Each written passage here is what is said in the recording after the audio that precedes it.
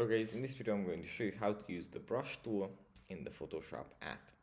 First we have to open up the app, and here it opens up like this.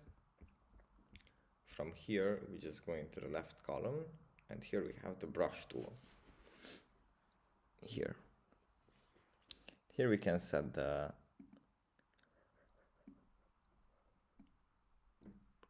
size and the hardness of the brush, what kind of brush we want to use.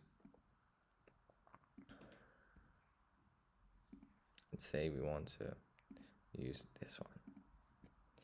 And now if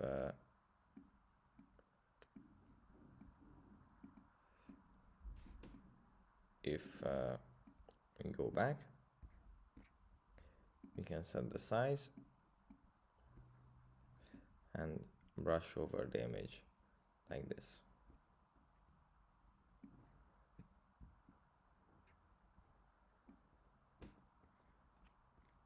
Yeah, that's basically it for this video.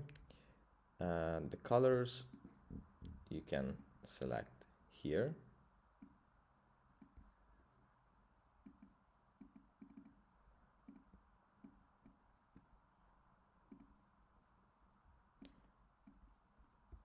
And yeah, that's basically it for this video.